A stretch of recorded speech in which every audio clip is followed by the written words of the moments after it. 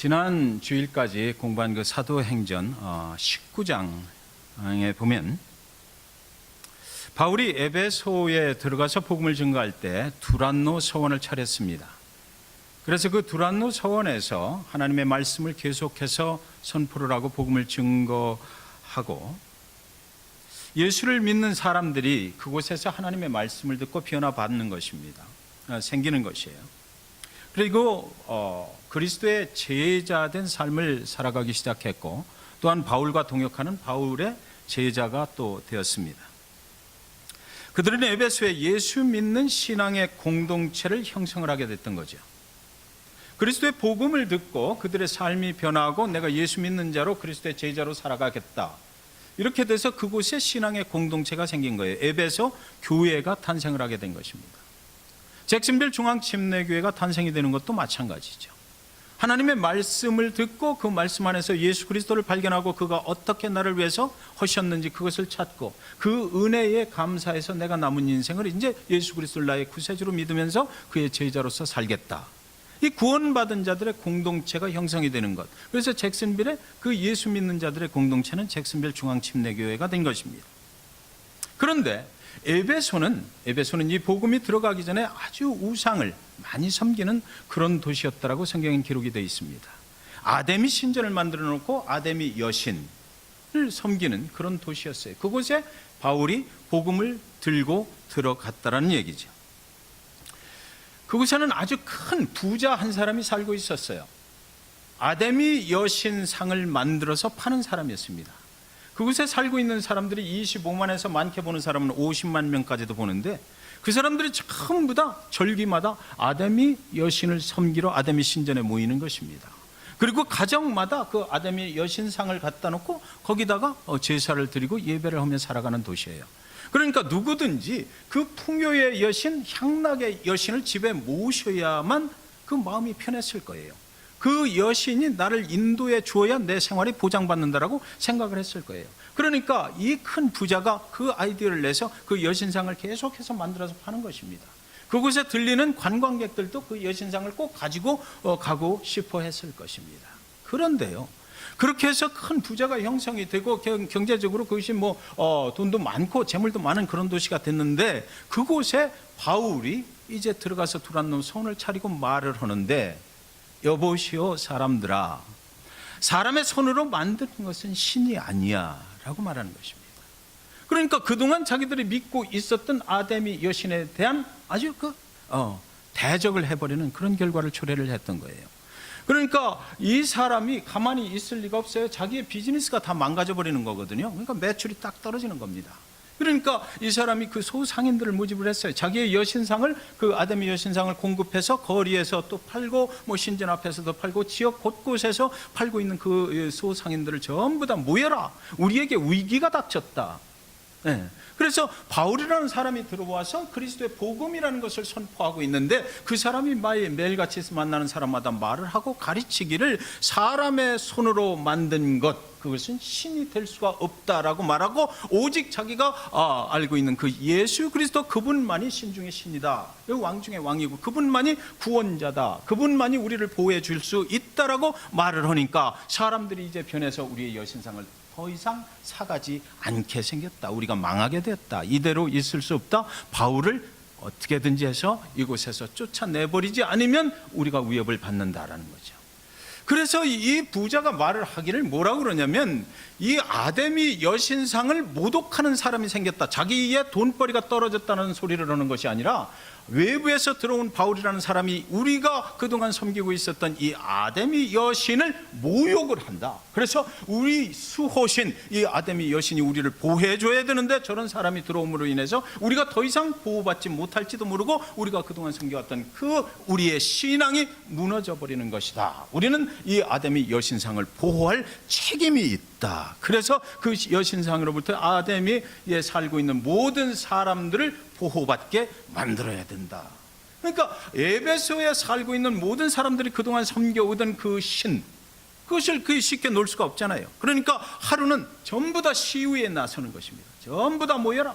그래서 아데미에 큰 공설 운동장이 있었는데 그곳으로 모든 사람들이 몰려가는 거예요. 몰려가면서 아데미 여신이여, 아데미 여신이여, 우리가 당신을 수호를 하겠습니다라고 외치면서 가는 것입니다.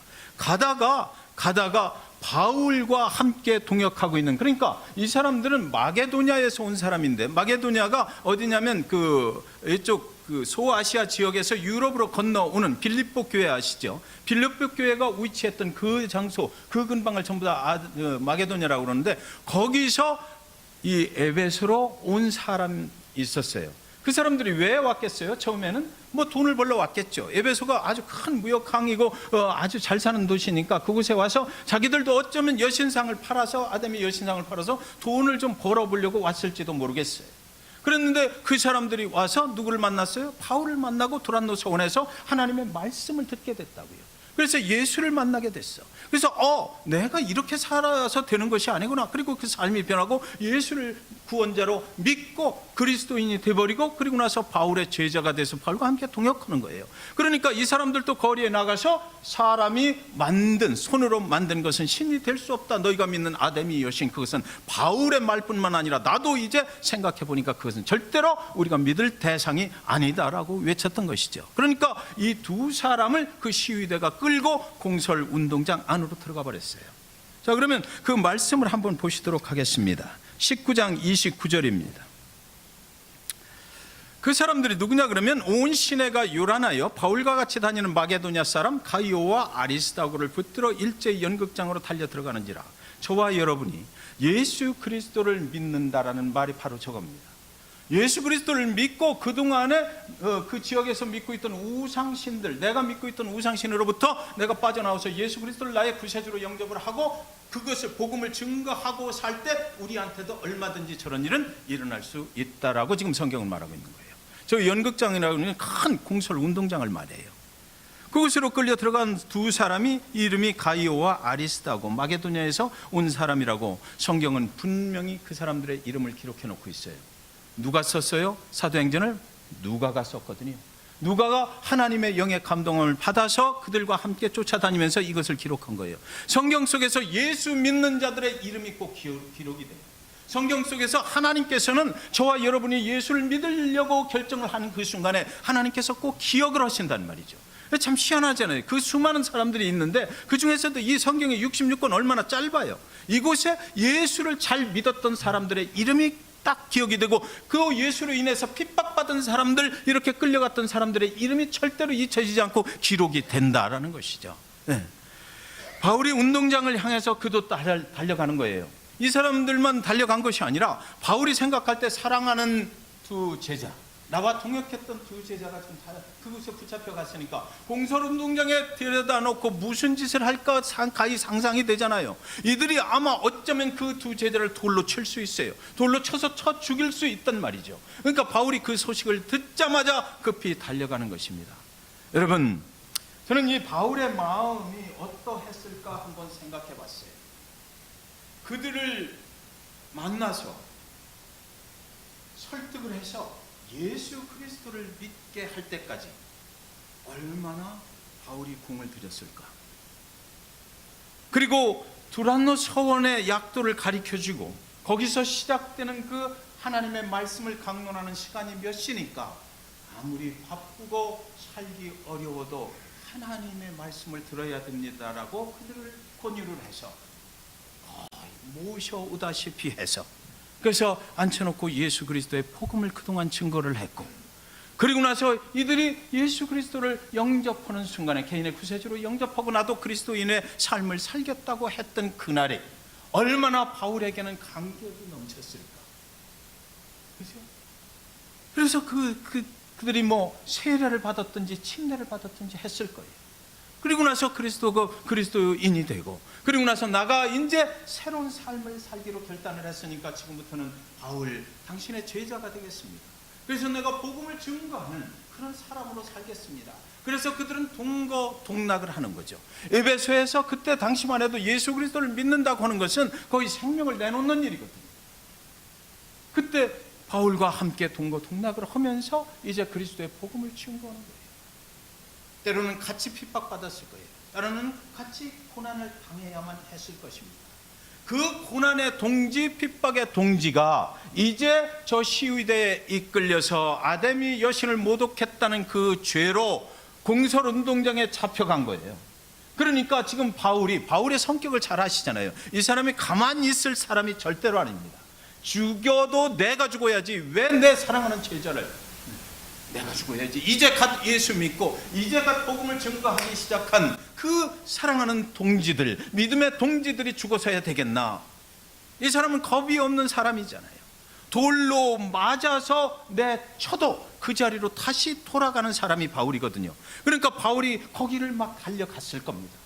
그 앞에 달려가니까 그 앞에서 문 앞을 지키고 있는 사람들이 있어요.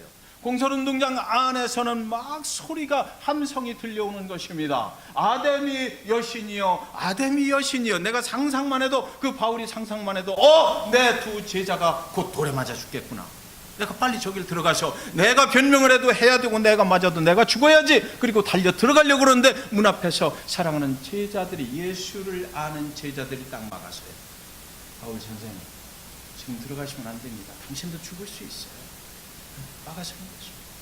그리고 또 그 동네에, 그 에베소에 관리직에 있는 사람들, 미리 바울한테 예수 그리스도의 복음을 들었을 것 같은 그런 사람들이, 완전하게 예수 그리스도의 제자로 변화받지는 못했지만 그 관리층에 있는 사람들이 바울을 보고 막았습니다. 지금 들어가면 당신 죽습니다. 지금 들어가면 당신 죽을 수도 있으니까 제발 들어가지 말고 여기 계십시오. 그 말씀을 한번 보도록 하지요. 30절하고 31절입니다. 바울이 백성 가운데로 들어가고자 하나 제자들이 말리고, 19장 31절에 또 아시아 관리 중에 바울의 친구된 어떤 이들이 그에게 통지하여 연극장에 들어가지 말라 권하더라 그랬거든요. 이 사람들이 막아서는 거예요. 제발 당신 들어가지 않았으면 좋겠다. 이게 당신이 들어감으로 인해서 더 큰 일이 벌어진다. 당신 죽는다 말이지. 당신 생명의 위협을 가할 것이다. 여기 들어가면 안 된다. 시위대들이 지금 분노가 머리끝까지 올라 있다라는 거예요. 어디로 피하는 것이 좋겠다 이랬는데, 제가 왜 여기 여러분들이 잘 모르는 말을 적어놨느냐. 여기 오늘 19장에서부터 계속해서 한 단어가 계속 나와요. 근데 그 단어를 보면 권하다라는 단어입니다. 그래서 헬라 말로 제가 옮겨본 거예요. 파레칼레오라는 말입니다. 파레칼레오. 자, 우리는 한국말 언어 번역을 하다 보면 조금씩 의미가 달라질 수 있거든요. 근데 헬라어 원문에 보면 계속해서 위로하다, 권면하다, 이것이 똑같은 파레칼레오라는 단어로 적혀 있어요. 원래는 저 의미였다라는 거죠. 그러니까 저 의미는 뭐냐면 권유하되 격려하는데 옆에서 했다라는 거예요. 그러니까 이 사람들이 그냥 당신을 딱 붙잡아 놓고 못 들어와 한 것이 아니고요. 바울, 내가 당신의 생각을 알고 있어. 이해해. 그러나 지금은 아니야. 그리고 어깨를 두드리면서 진정을 시켰다는 것입니다. 위로하고 격려하는데 옆에서. 그러니까 앞에서 그러면 안 돼라고 이렇게 지적을 하면서 한 것이 아니라 옆에서 어깨를 두드려주면서 껴안아주면서 간곡히 부탁을 했다라는 얘기예요. 그리스도인으로 살아갈 때에 우리가 교회 생활, 신앙 생활, 또 우리 세상의 삶도 살아가야 되잖아요. 여러 가지 그 상황들을 우리가 겪어나가요. 그 중에서 우리가 그리스도인으로서 서로 함께 살아간다라는 의미 속에 저 단어가 꼭 존재를 하는 것입니다. 핍박이 와도 고난이 와도 그렇지 않을 때라도 파레칼레오, 권면하고 위로하되, 지적하면서 권면하고 너 이거 고쳐야 되라고 하는 것이 아니라 옆에 서서 어깨를 두드려주고 안아주면서 권면하는 그런 삶을 얘기하는 거죠. 그러니까 바울이 거기서 느꼈을 거예요. 아, 이 사람들이 지금 나를 못 들어가게 하려고 하는 것만 아니라 나를 진실로 도와주고 위로하려고 이러는구나. 그것을 느꼈던 거죠. 그러니까 옆에서 안아주면서 얘기를 한 거예요. 바울, 지금은 아니야. 때가 지금은 아니야. 당신도 죽고 당신의 제자들도 죽을 수 있어. 그러나 지금 이미 그 안에 서기관도 들어가 있고 진정시키려고 하는 관리들이 몇 명 들어가 있으니까 조금만 참아봐. 이 소요가 곧 끝날 수 있어 라고 권유를 진실하게 해줬던 것이죠. 사랑하는 여러분, 저는 오늘 이 상황 속에서 운동장에 들어가지 못하고 있는 이 바울의 심정 정말 안타까웠을 것이다 생각합니다. 그동안 그렇게 예수를 믿는 동지로 만들어내기까지 얼마나 기도하고 얼마나 공을 들였을까. 하나님의 말씀이 믿어집니까 여러분? 솔직히 저도 어려서 할머니를 따라서 맨날 절에 다녔어요. 4월 초파일 날 되면 절에 가서 할머니 불공 드리는 옆에 앉아 있으면 스님이 와서 내 이름이 뭐냐 그러고 저를 위해서 또 기도해주고 뭘 하더라고요. 그런 속에서 살다가 하나님이라는 소리를 들었을 때, 누군가에 의해서 하나님을 만나게 될 때까지 그 사람의 기도가 그게 하루 이틀에 된 게 아니에요. 엄청난 희생과 노력으로 기도하고 금식하며 기도하고, 그러던 어느 날 자기 자신의 의로움으로 인해서 그 사람의 삶을 보고 내가 믿게 된 것은 아니고, 어느 날 성령께서 그의 기도에 응답해 주셔서 저를 하나님의 사랑으로 들어오게 하셨고, 예수 그리스도와 어떤 분인지, 그분이 왜 나를 위해서 죽으셨는지를 깨닫게 되는 그런 사건, 그 상황을 만나게 돼서 그날부터 저도 예수 그리스도를 믿게 됐단 말이죠. 그 시간이 너무나 길었어요. 지금 생각하면 그 시간들이 너무나 허황된 시간이었고, 내가 좀 더 어려서 일찍 예수 그리스도를 믿고 살았더라면 얼마나 내 인생이 좀 더 가치 있게 변했을까. 왜 좀 더 일찍 결혼하지 않고 30살에 결혼했을까? 일찍 만났으면 좋았을 텐데, 예수 그리스도 그분을. 바울이 그 사랑하는 제자가 지금 돌에 맞아 죽을 환경에 있다. 이것이 보통 일이 아니죠. 여러분, 목회자로서 생활을 한다는 것이 그런 마음입니다. 여러분 한 분 한 분이 오늘 예배에 참여하셨을 때, 어느 분은 이미 예수 그리스도를 오랫동안 믿으신 분이 계시고, 어느 분은 또 그렇지 못한 분도 계시고, 어느 분은 마음이 또 딱 닫혀 있는 분도 계시고, 여러분 모르실지 모르지만, 그러나 목회자는 기도해요. 인간의 힘으로 되는 것이 아니라는 걸 알기 때문에 그 기도하는 그 시간 속에서 계속해서 하나님께서 하시기를, 하나님께서 그 영혼의 삶을 불쌍히 여기시고 하나님 앞으로 인도해 주시기를, 그래서 그 영혼도 언젠가는 예수 그리스도가 나의 구세주가 되십니다, 그리고 고백하고 그 삶의 모든 부분들을 하나님의 영광을 위해서 살아가실 수 있도록 해달라고. 때로는 기도하다 보면은요, 정말로 너무나 안타까운 그런 심정이 되어서 엉엉 울면서 기도하는 거예요. 한 영혼 한 영혼을 위해서 기도하죠. 바울이 그렇지 않았겠어요? 그렇게 해서 변화받고 어느 날 예수를 믿고 침례받고 예수 그리스도의 이름으로 셀레브레이션 하는 거 아닙니까? 우리가 새로운 삶을 살게 됐다. 그런 그 사랑하는 제자가, 사랑하는 여러분이 지금 돌에 맞아 죽게 됐다. 김 목사가 도망가겠죠. 다 살아야 된다고. 사꾼 목사는 그럴 수 있어요. 근데 그럴 수 없어요. 그럴 수 없어요. 죽어도 같이 죽고 살아도 같이 죽어야죠. 그래서 바울이 그 앞에 가서 이렇게 애걸복걸한 심정으로 있는 겁니다. 그랬을 때 거기서 말리는 사람들, 그 사람들의 권유를 받는 거죠. 여러분, 복음은요, 복음의 동지를 만들어요. 그렇죠? 여러분이 예수 그리스도를 만나니까 예수 그리스도를 믿는 자들을 만나게 됐잖아요. 그리고 그 동지들과 함께 또 복음을, 아직 모르는 사람들에게 복음을 증거하잖아요. 우리는 복음의 동지가 된 거예요. 복음 안에서 하나님의 이름으로 사람들이 세워져요. 그 역할이 맡겨지는 거죠. 너는 목사라고 하고, 너는 안수집사라고 하고, 너는 집사라고 하고, 너는 성가대를 인도하고, 너는 찬양팀을 인도하고, 너는 전도부장을 하고, 누구는 또 뭐하고. 복음의 동지들이 신앙의 공동체 안에서 하나님의 이름으로 세워지고 그 역할을 분담해서 혼자 할 수 없는 일을 다 같이 하는 거예요. 고난도 같이 받고 핍박도 같이 받는. 그 관계는 세상에서 만들어지는 그런 관계하고는 틀리잖아요.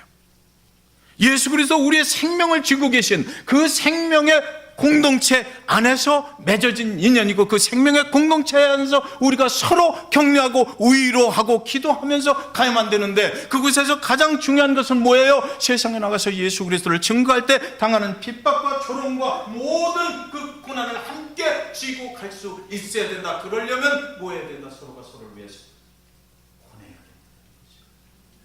아멘. 얼마나 힘들었어요. 얼마나 어려웠어요. 그 심정이 우리 가운데 가지고 있는 심정이다라는 것입니다. 그 마음으로 우리는 서로를 격려하고 위로하는 거예요. 왜? 죽어도 같이 죽어야 되기 때문에. 만약에 오늘 이 미국 땅에 플로리다에서부터 시작해서 정말로 우상을 섬기는 사람이 대통령이 돼가지고 이제 기독교는 전부 다 없애버리겠다 했다고 한번 생각해 보자고요. 그래서 플로리다부터 시작해 전부 다 총살이야. 우리 전부 다 죽을 거 아니에요. 그죠? 엄준호 집사님 그때 앞에 가서 난 그리스도 몰라 이렇게 하시고 성가대 지휘기자가 그럴 수 없잖아. 네. 네. 제가 그렇게 할 수 없잖아요. 네. 하나님께서 맡겨주신 일이기 때문에 믿음의 통지들과 함께 그동안 살아왔는데 그 삶을 그날 변화시킬 수 없어요. 네. 둘이가 지금 엄마한테 엄마는 충분히 그럴 수 있어 라고 얘기하는 것 같은데. 네. 바울이 전하는 복음을 듣고 예수를 믿고 그리스도의 제자가 돼서 바울과 함께 복음을 전하던 그들이 지금 운동장 안에서 고통을 당하고 있을 때 들어가지 못하고 밖에서 서 있는 그 바울의 심정을 한번 생각해 보시기 바랍니다. 우리는 그런 심정으로 같이 모여서 예배하고 있다는 거죠. 그리고 나서 오늘 본문 이제 20장 1절 우리가 읽었잖아요. 소요가 그침에 바울은 제자들을 불러 고난 후에 작별하고 떠나 마게도냐로 가니라. 이제 그 소요가 끝났어요. 다행스럽게 아무런 죽음이 없이 그 제자들도 나오고 그 소요가 다 끝났습니다. 그리고 나서 이제 바울이 그 제자들을 부르는 겁니다. 얼마나 두려웠느냐, 얼마나 힘들었느냐, 얼마나 그때 놀랬느냐라고 위로를 해주는 거죠. 그런데 여기에 들어간 단어가 뭐예요? 고난 후에. 바울은 어떤 자기 자신이 그 제자들의 안타까움을 다 알고 안아주고 옆에서 어깨동무를 해주면서 등을 두들겨 주었다라는 얘기죠. 그리고 나서 작별하고 나서 마게도냐로 가니라. 파라칼레오, 이 권면이 그리스도인들 사이에 있는 권면이다라는 것입니다. 여러분, 옆에서 신앙생활 하시면서 누군가로부터 이런 격려를 받아보신 적이 있으신가요? 누군가를 또 이렇게 격려를 해 주어 보신 적이 있으십니까? 바울이 그 소요가 끝나고 소요 속에서 두려워했을 그 제자들을 불러서 한 사람 한 사람 어깨 위에 손을 얹고 얼마나 힘들었느냐고 잘 견디어내서 하나님께 감사하다고 격려를 해준 거예요. 그리고 그는 곧장 예루살렘으로 갈 길을 간 것이 아니라 여러분, 여행의 계획을 바꿉니다. 그 경험을 통해서 지금은 3차 전도 여행이거든요. 내가 2차 전도 여행 때 마게도냐, 빌립보, 데살로니아, 베레아, 그리고 고린도, 아덴, 그쪽을 거쳐서 내가 복음을 뿌리고 왔는데 그곳에서 지금 그리스도를 믿고 복음을 듣고 그리스도를 믿고 살아가는 그 제자들이 생각합니다. 그들이 지금 얼마나 핍박당하고 있을까? 얼마나 힘들까? 그들이 그곳에서 교회를 세워나가기 위해서 얼마나 헌신하고 얼마나 세상으로부터 조롱과 핍박을 받으면서 그것을 이겨내기가 힘들까? 그래서 내가 그곳으로 가야 되겠다. 가서 제자들을 만나야 되겠다라는 거죠. 이 바울이 대단한 사람입니다. 지금 여기서 거기까지 한 200km가 되는 데인데 거기를 걸어서 가는 거죠. 그 당시에는 걸어서 혼자 가는 거예요. 그 제자들을 생각하면서 그때 당시에 내가 거기서 복음의 씨를 뿌릴 때 누구 거기서 예수 그리스도를 믿고 변화받은 삶을 살겠다고 그러고 예수 그리스도의 제자가 되겠다고 그렇게 한 걸 내가 기억하는데, 그럼 그들이 지금까지 살아남아 있을까? 그들이 지금 무사할까? 그 생각 때문에 그 길을 혼자 가는 것입니다. 가서 그곳에 가서 제자들을 다 만나요. 만나서 잘 있었어? 네, 괜찮아. 위로해 주는 거죠.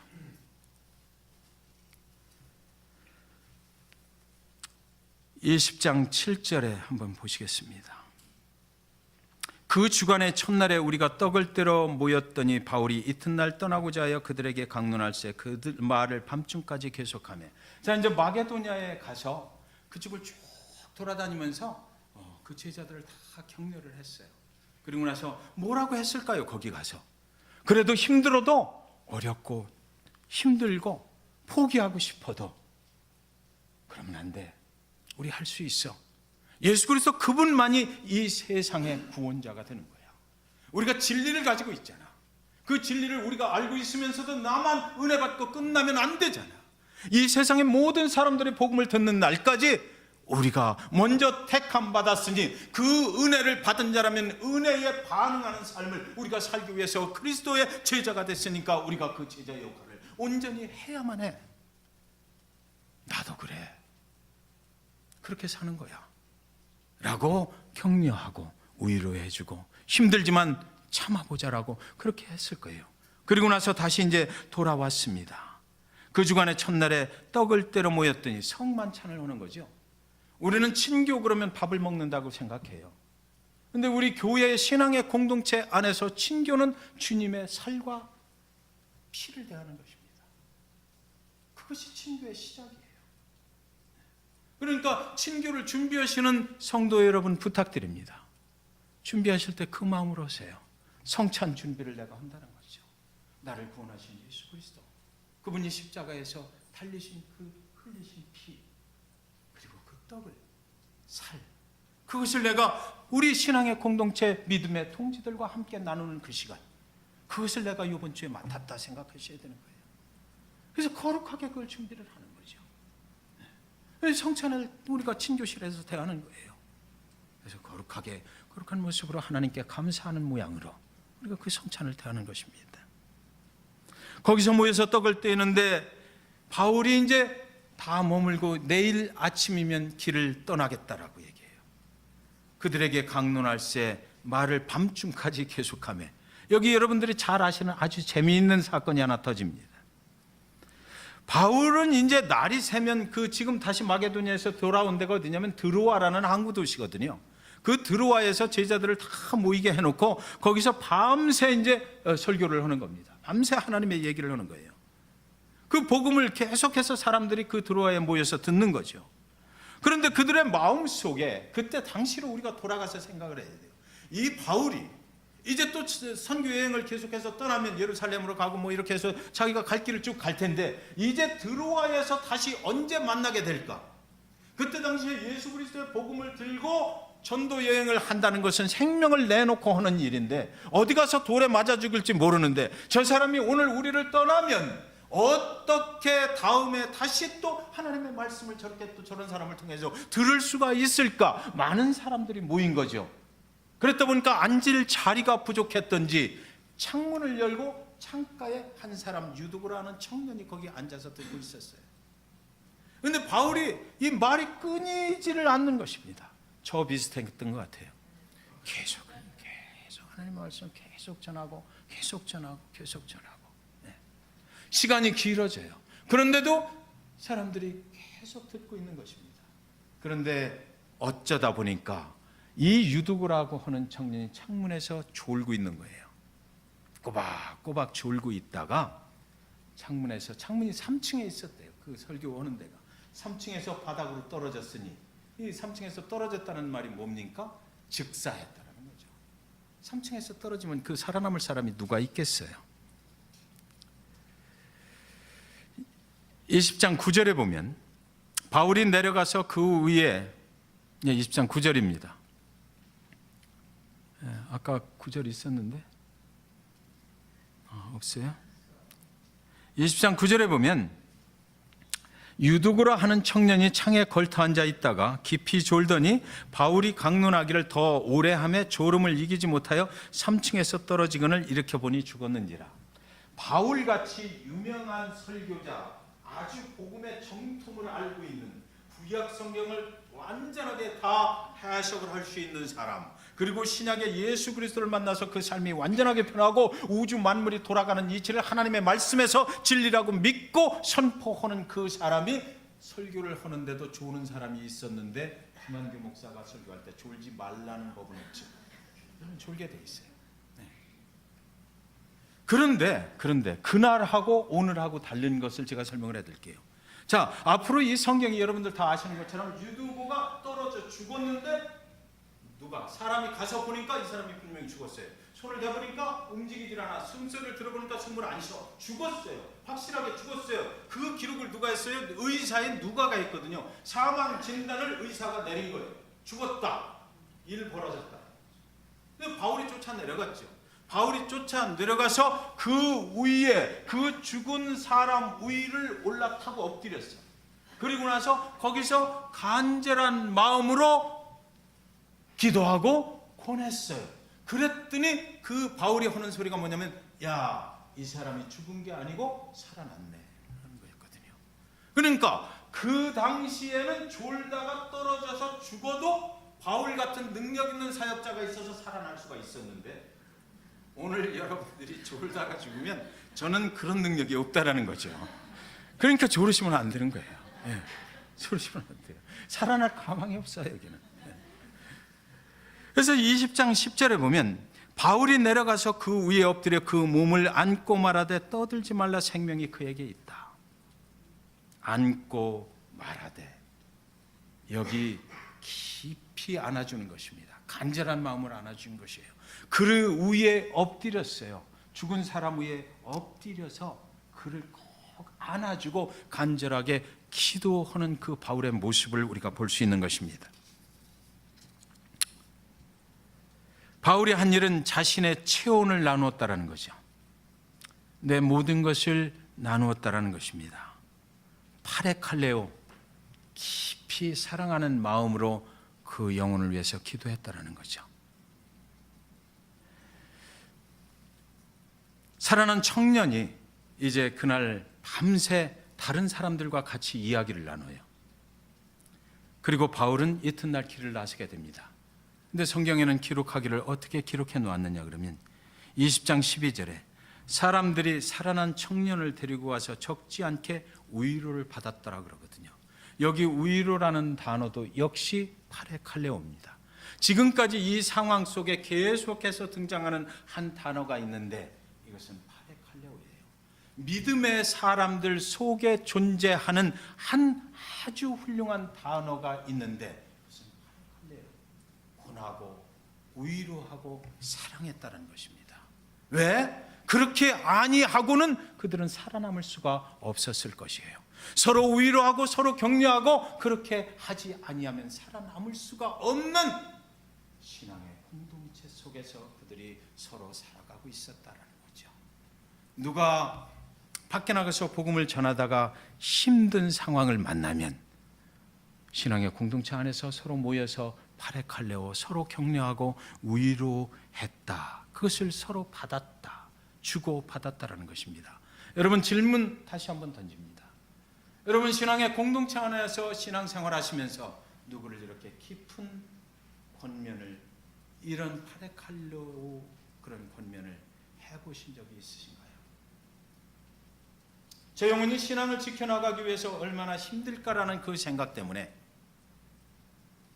내가 위로받고 내가 격려받아야 된다는 그것보다 내가 저 영혼을 어떻게 위로해 줄 수 있을까라고, 그래서 그 영혼을 만나서 깊이 한번 파레칼레오 이렇게 격려해 보신 적이 있으신가요? 바울이 전한 복음의 능력을 지난 밤에 실제로 그들이 보았거든요. 자, 여러분, 이게요, 바울이 긴 설교를 하고 하는 중이에요.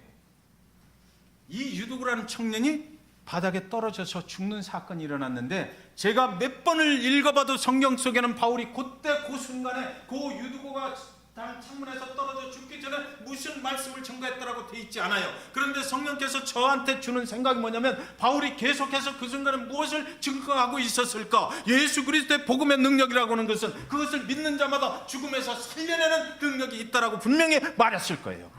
그때 그 순간에 그 안에 함께하고 계시던 하나님의 영께서, 성령께서 유두구라는 청년을 사용하셔서 죽여버리셨어. 그리고 바울이 내려가서 하나님의 위로를 가지고 그 몸에 엎드리고, 그리고 나서 간절한 마음으로 파레칼레오 기도할 적에 살아났고요. 그래서 그 모든 사람들이 누구의 능력을 받다? 바울의 능력이 아니라 하나님의 복음의 능력을 보게 됐다는 거죠.